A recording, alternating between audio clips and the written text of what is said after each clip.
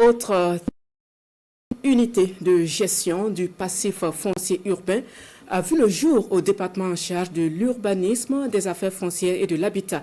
Elle est chargée de veiller à la restructuration des zones d'habitat spontané communément appelées non-lotis. Ces quartiers situés pour la plupart dans les périphéries de nos villes et qui donnent du fil à retordre à plusieurs niveaux. On découvre cette unité avec Adam Nkiti et Mouniouang. Après un début de règlement du passif immobilier des promoteurs privés, le ministère de l'Urbanisme, des Affaires foncières et de l'Habitat se penche à présent sur le passif foncier urbain issu des lotissements réalisés par l'État et l'épineuse question des habitats spontanés. En la matière, un programme est élaboré. Pour sa mise en œuvre, Mikailou Sidibé procède à l'installation de l'unité chargée de la gestion du programme qui vise à restructurer les zones d'habitat spontané et apurer le passif foncier urbain. En effet, le programme vise à enclencher une dynamique de résorption des quartiers d'habitat spontané et d'apurement du passif du foncier urbain à Ouagadougou et à Bobo-Dioulasso.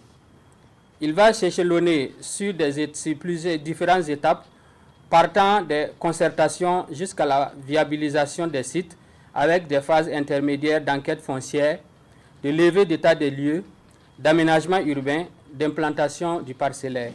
Un programme échelonné en plusieurs phases dont la mise en œuvre nécessite la participation de plusieurs départements ministériels. Mais pour commencer, priorité au passif foncier urbain. Au total, cet exercice va concerner 6 354 hectares. Une première étape va consister à apurer le passif du foncier urbain dans l'arrondissement 7 de Ouagadougou et dans l'arrondissement 5 de Bobo-Dioulasso.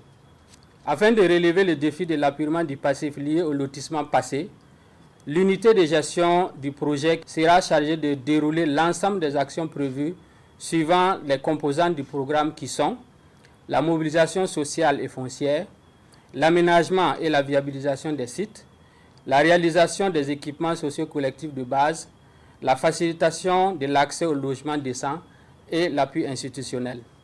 Le programme s'exécute sur 7 ans. Plus de 40 000 hectares à aménager et à viabiliser pour la restructuration des zones dites non loties. Environ 6 000 hectares sont également concernés par le passif foncier urbain de Ouagadougou et de Bobo-Dioulasso.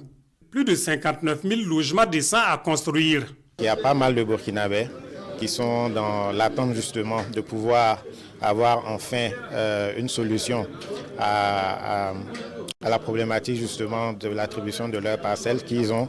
Monsieur le ministre l'a rappelé dans son allocution. Il s'agit là en tout cas d'une problématique d'intérêt national.